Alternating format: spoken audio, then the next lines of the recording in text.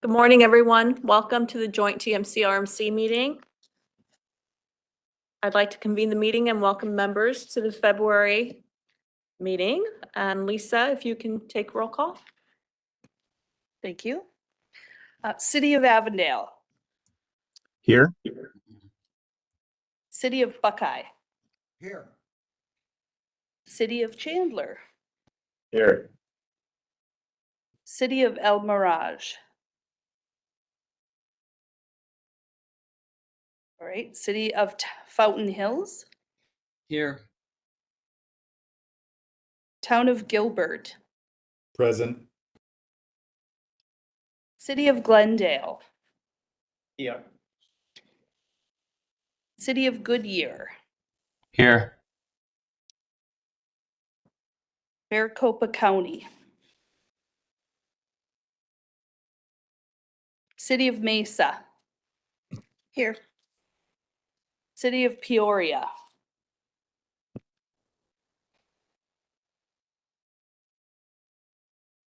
all right, I see that Chris is online. I've got you. City of Phoenix, Here. Town of Queen Creek, Present. City of Scottsdale. All right, City of Surprise, Present. City of Tempe, Present. and City of Tolleson. All right, that's it. Thank you. Thank you, Lisa.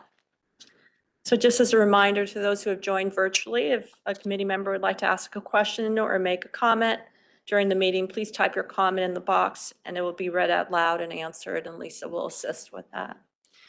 So all meeting attendees, if you can, please mute your computers and microphones, and we will go ahead and get started. So first item, agenda item number 1 is public comment. The public will be provided with an opportunity at this time to address the committees on non-agenda items and all action agenda items for the joint RPTA and VMR meeting agendas. Up to 3 minutes will be provided per speaker unless the chair allows more of their discretion. A total of 15 minutes for all speakers will be provided. Lisa, are there any public speakers? No, ma'am, not today. Okay, thank you. We'll move on to agenda item number 2, Chief Executive Officer's report, and I'll turn to Jessica for that report. Good morning, Madam Chair, members of the Joint Committee. I have a few updates before we begin our regular agenda today. Just trying to advance the slides here, but Almost there. there we go. First, I've got a few updates that are specific to the rail portion of the Valley Metro system. Last week, Phoenix Mayor and Council voted to reevaluate high-capacity transit corridors for West Phoenix. This was a decision in which Council was considering whether to move in the very near term on one of 3 corridor options for the capital extension, or whether to reprioritize capital corridors for investment. They ultimately voted to advance a corridor further north, serving West Phoenix primarily via Indian School. Staff will now be coordinating with City of Phoenix to plan that engagement and work. I do want to recognize for a moment the Valley Metro and City of Phoenix teams that worked very diligently over the last year or so to conduct a really robust community engagement program, along with development of a few different options for consideration of alignments on the Capital Corridor. It was great work, and I appreciate you for that. Thank you. Speaking of rail, our South Central Extension project is nearly 8 months old and very quickly racking up industry awards. Along with this special extension, we are now the first place winner in the 2026 APTA AdWheel Awards for Communications, Marketing, and Customer Experience. This recognition is for our marketing campaign, which helped us to open, celebrate with, and recognize the local community and generate ridership along that new extension. I congratulate our communications and marketing team. So this is a prestigious award in our industry. The AdWheel is the best of the best in marketing and communication. communications. The South Central Extension is carrying about 9,000 passenger boardings per day. Central and Baseline, which is our southern terminus station, is the third busiest in the station. It is served by bus as well as park ride. We also know that the Women's Transportation Seminar 2025 to 2026 Innovative Transportation Solution Award will be given to the South Central Extension, and that recognition will take place at the annual Scholarship and Awards Center at the end of March. That's March 28th, and we'll have communication about that coming up. Also on the rail side, we have been working together with our rail cities to advance safety and travel time improvements across light rail. You may recall that we recently conducted a collision reduction and runtime optimization study, as well as a crime prevention through environmental design study. We presented the findings to this committee and to the board last year. Now we are working to execute some of the recommendations emergent from that work. Accordingly, we are developing right now a build grant application, which we will submit to Department of Transportation later this month.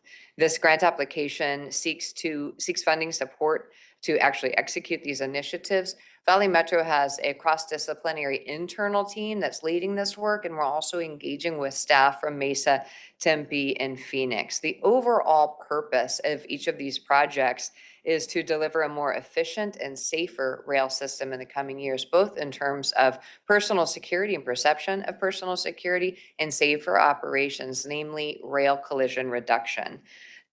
Of the build grant, there are three main components. The first would be replacing all 400 plus blank out signs across the rail system. Those blank out signs today are managed in partnership with our member cities, and all have been designed and built at different phases as our rail system has expanded. We'd really like to modernize the infrastructure to include dual phase blank out boxes with special graphics focusing on left turns.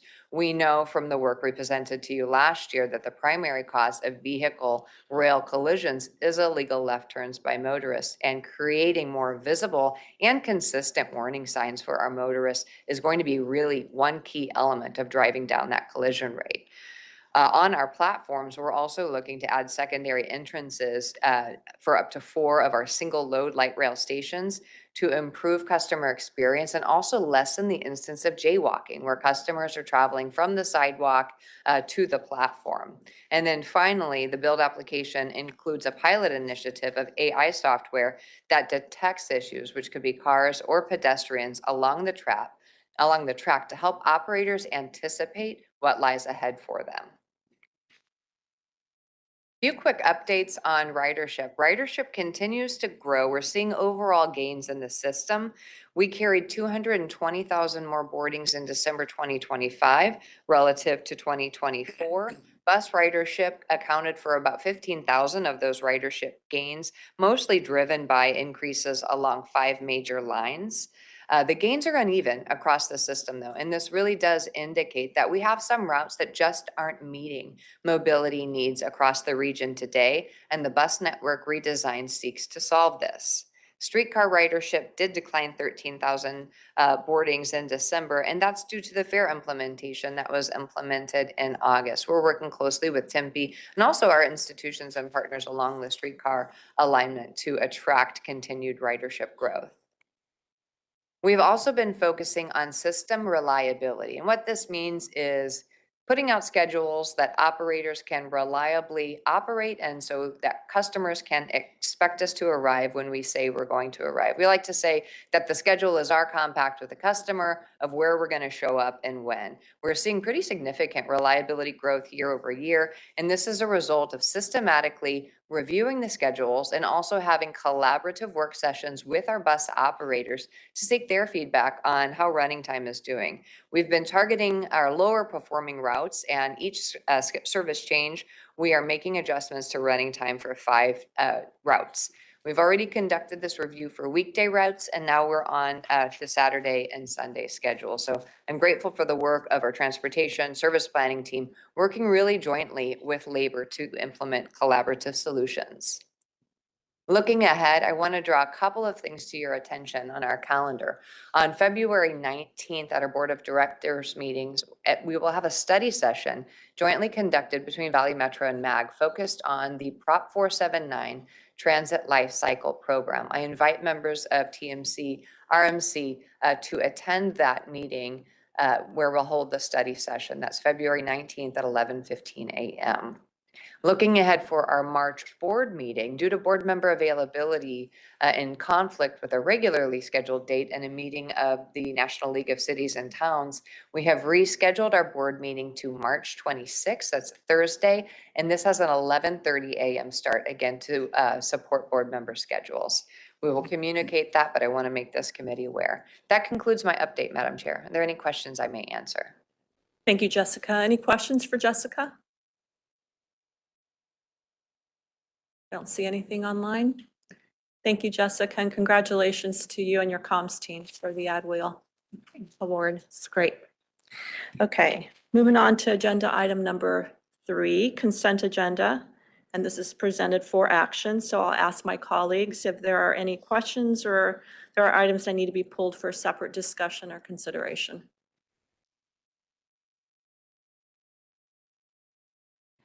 Okay, I see nothing, so I'll request a motion and a second to approve consent agenda items 3A through 3B. Madam Chair, this is Jesus, City of Phoenix. I move approval of the consent agenda. Thank you, Jesus. Do I hear a second? I'll second that. Thank you. All in favor? Aye. Any opposed? Any abstentions?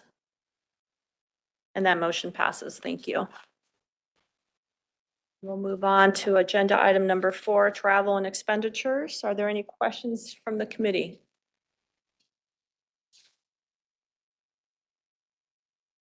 It's presented for information only, so we'll move on to item number 5, report and current announcements, or any suggestions for future agenda items from the committee. Okay, I hear nothing, so we'll move on to item number 6, announcement of next meeting. The next meeting of the TMC RMC is scheduled for Wednesday, March 4th, 2026 at 11 a.m. Okay, and I'll move to adjourn the meeting. May I get a motion? So moved.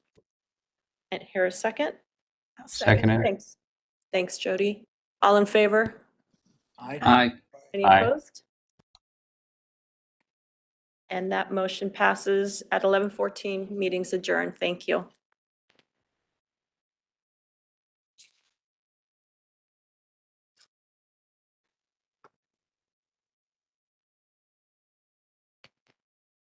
Now we are joined.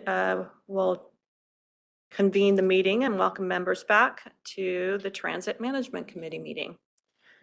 Once again, the consent agenda is presented for action on item number 1 for consent agenda. I'll ask the committee if there's any questions or anything that needs to be pulled for separate consideration. So quiet. Oh, I see a hand up. You're muted. Can you? I think you're muted. Can you hear me now? We sure can. Thank you. Okay, gotta pick the right microphone, apologize. Yeah, on item 1B as well as 2 and really any future, I recommended we asked for this before. This is something we're accustomed to at a city level, that we're asking for any money through extensions of want. It'd be really helpful, and I know it's going to be requested of our elected official from Peoria, that you show a table in the packet as to prior years contract dollar amounts and performance outcomes, as well as highlighting the current action requested of years and KPIs associated with it, as well as any future ones. It just helps them to understand exactly what they're voting on, what they've got for their money. Sometimes it's not always clear how much money is being asked. We say fixed price and this and that. So we find it very helpful if that can be kind of a standard, if there's agreement across the committee that these packets include that type of a template. Thank you. Thank you. And we have, Yeah, Madam Chair, members of the committee, I just want to clarify for the retail sales network contract amendment, we're just asking to exercise an option in terms of time. We're not asking for any additional funding or money. The original board action on this item did include the spend authority for the entire 10 years if we exercise all the options. Chris, does that answer your question, or will you just, are you saying for future items still include any type of funding?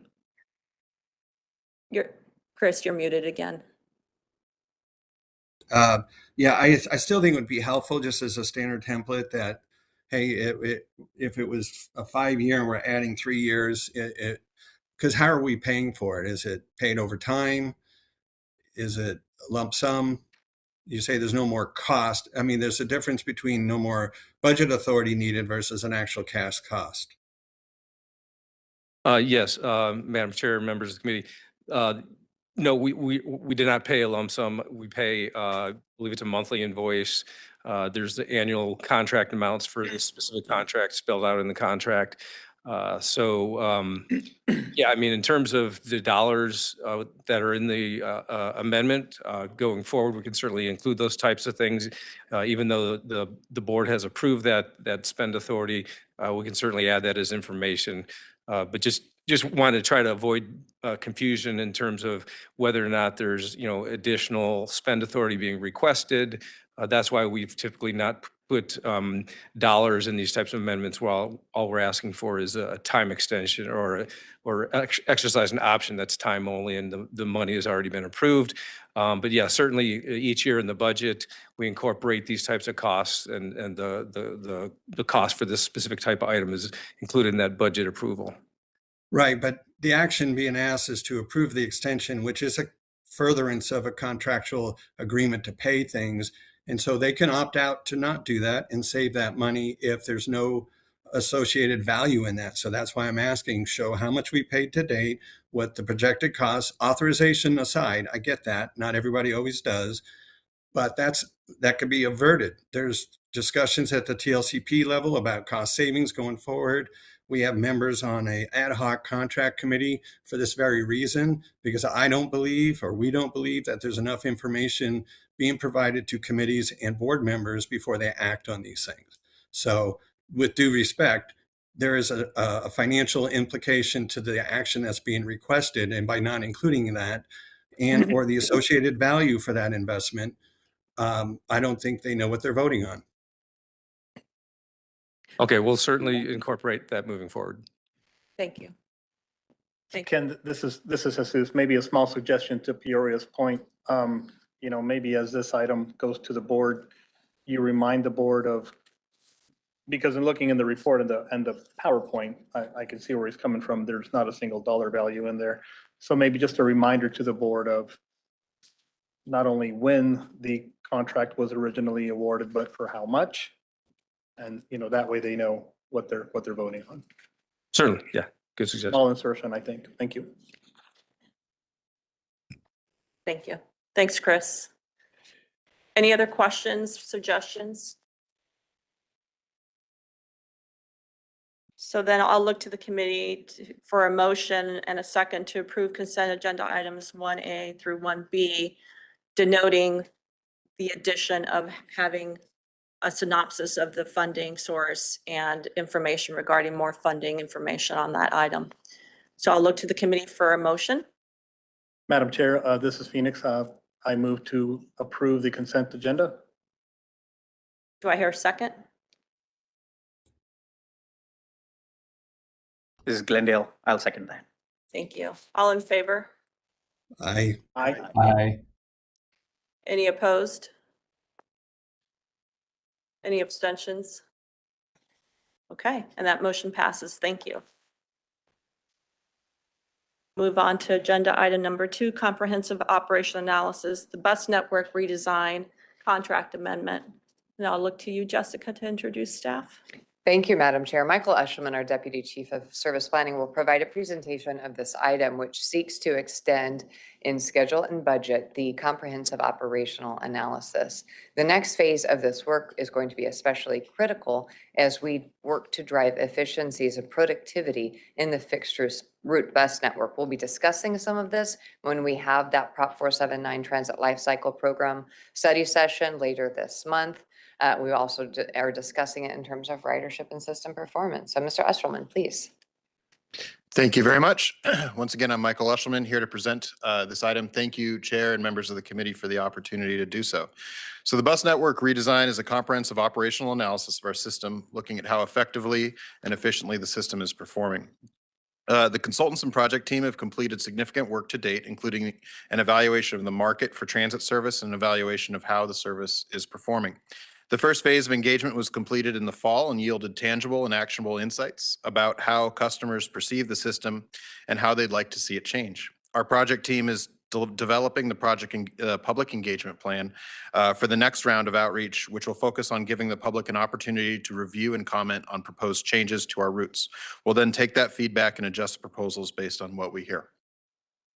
When the board approved the one-year contract for transportation management and design, also known as TMD, to perform the COA, which is now the BNR, I have a lot of parentheticals here, but the contract included 4 additional option years. The initial contract year ends at the end of this month, so we're requesting to exercise one of these option years to ensure that we can complete the project scope. In addition, staff are requesting scope to look into the actual and scheduled run times underpinning the system. By doing so, we believe we can make the schedules themselves more accurate, improve on-time performance, improve the customer experience, and save resources by maximizing the impact of the BNR effort. Staff believes it's possible to identify 10 buses that are currently operating only because of inefficient run times. These peak buses can be removed from the system without affecting service levels, and each one would save at least $300,000 a year in operating expenses. In addition to the back-end scheduling work, the scope will include additional funds for presentations to the board of directors and other key staff regarding the project. We propose 3 board discussions over the project scope that we're adding over the next year. The first one is for discussing what we've done so far, as well as discussing some of our approach for the next round of engagement. The second one would be to surface to the board and members of the public the draft recommendations. And the third one would be the final set of recommendations that reflect everything we heard about the draft set of recommendations. The action before the TMC is to forward to the board of directors a recommendation to authorize the CEO to execute a contract amendment with TMD to extend the contract through February 28th, 2027, and increase the aggregate value of the contract to a not to exceed amount of $899,633. Thank you. Thank you, Michael. Any questions for Michael from our committee board? Jody? Thank you. Michael, can you just clarify, because I think I heard you say this contract has 3 one-year options on it to exercise, but in the board memo, it says 36 one-month options. So yeah, I want to clarify that before we go to the board. The initial contract, I believe, included 4 one-year options, and we're exercising one of them. I want to be clear about whether we have the ability to exercise monthly options or annual options. that was I've never seen a 36 one-month option. I'm going to look into it.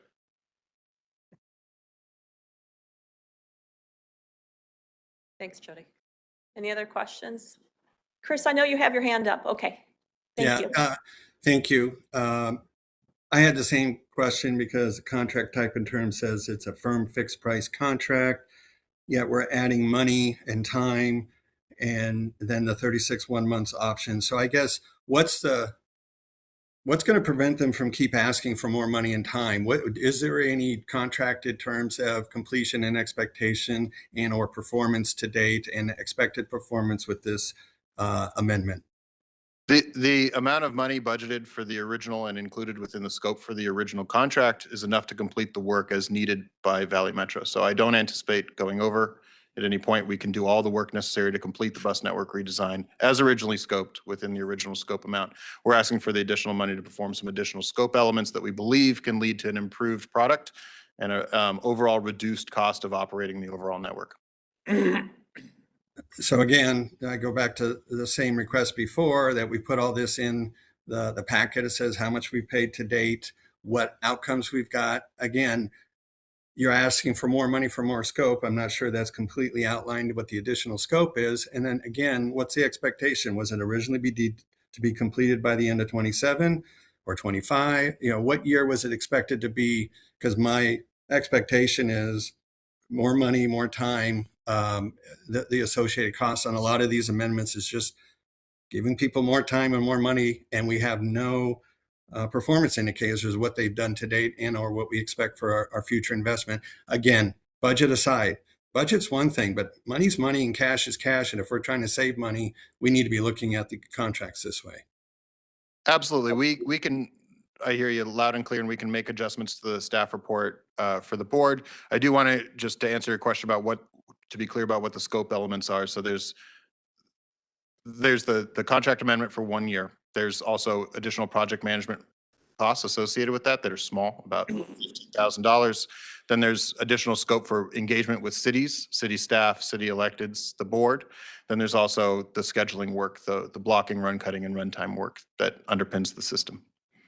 But we will make sure that we heard you loud and clear about your expectations about what goes into the staff report. Board memo, sorry. Thank you, Michael. Thanks, Chris. Any other questions? Okay. Thanks, Michael. So Thank you. at this point, I'll request a motion and a second to forward to the Board of Directors authorization for the Chief Executive Officer to execute a contract amendment with Transportation Management and Design, Inc. to extend the contract through February 28th, 2027, and increase the aggregate value of the contract not to exceed $899,633. And I'll take a motion. Madam Chair, this is Phoenix. I'll make the motion, but I'll also add some comments. We have been heavily invested in this process together with Valley Metro as we operate approximately half of the regional bus service.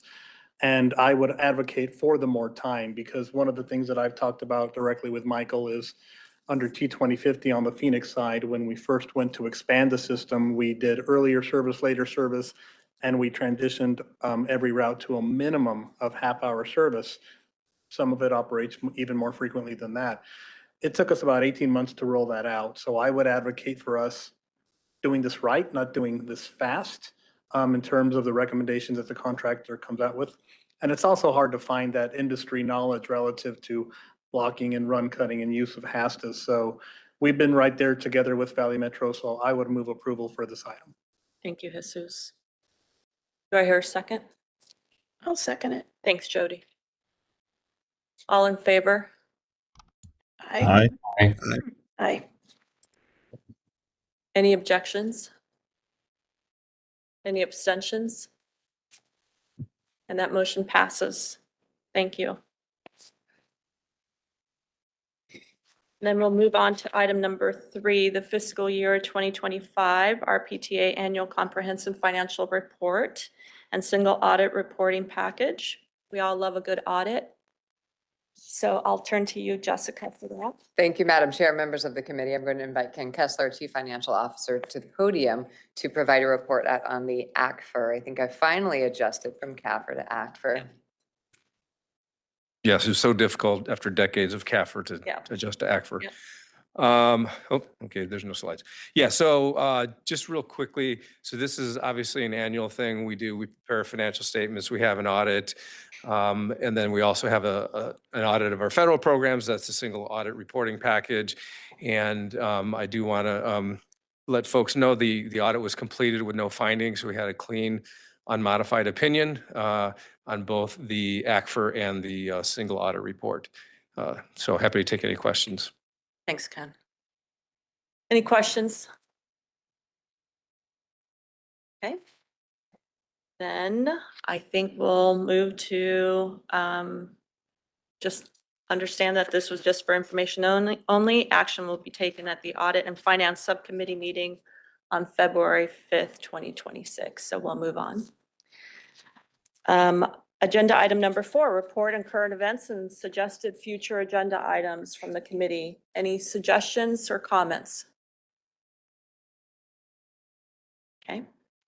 So moving on to item number 5 is the next meeting, which is scheduled for Wednesday, March 4th, 2026 at 11 a.m. And I'll look to my colleagues for a motion to adjourn. So moved. Thank you, Jesus. Second. Thanks, Jody. All in favor? Aye. Aye. Any abstentions? I mean, any objections? Nothing. Any abstentions? Nothing. Then that motion passes and we are adjourned at 11:31.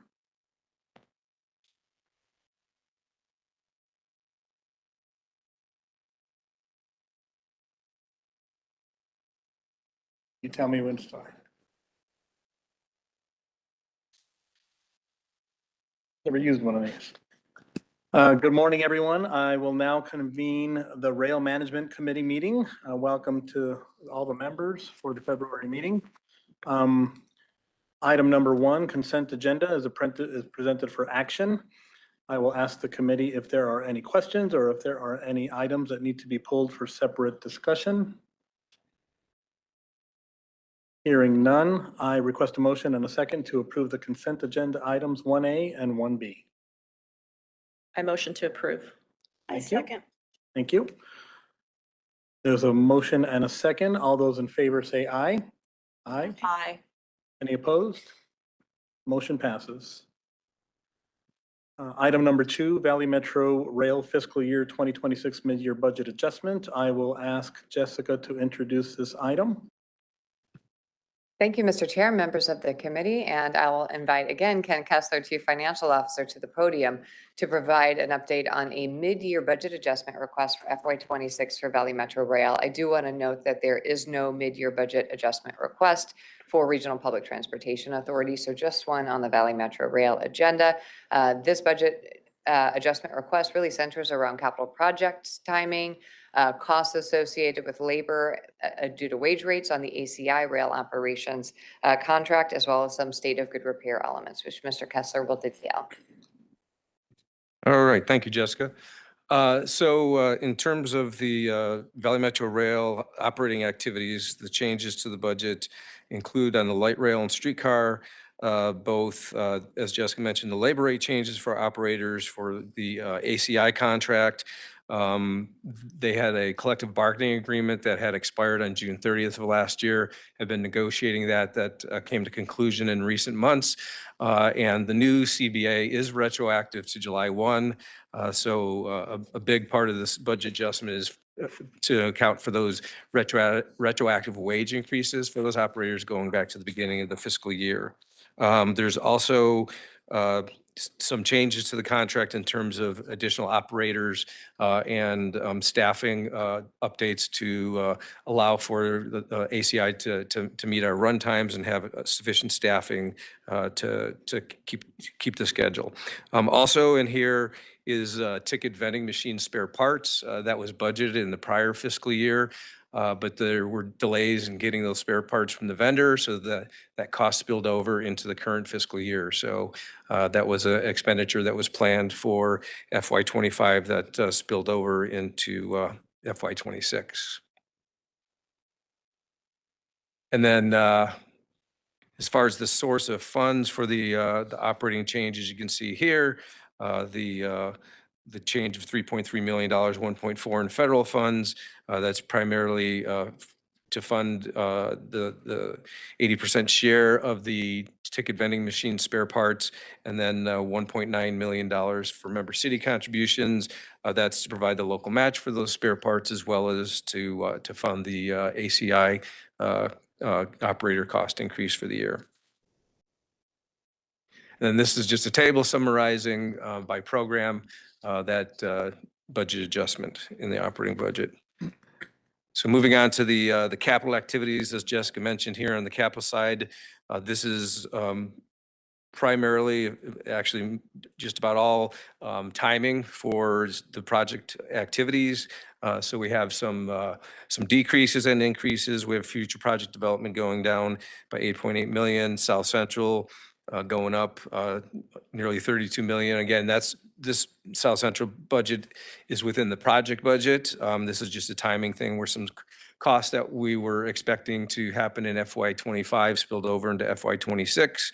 And then as well here on the slide, of course, we put together this mid-year budget adjustment information about a month and a half, 2 months ago. We started the process, so we had a reduction for capital extension. Obviously, that project is on hold for quite some time, and the Phoenix or the West Phoenix project will be starting up. So the balance of the budget for capital extension is sufficient to actually cover any costs we incur here for West Phoenix. So we didn't feel it necessary because the overall capital program is sufficient with this budget adjustment to absorb the West Phoenix costs in light of the fact that the capital extension costs are going to go away going forward for the most part, other than costs we've incurred to this point.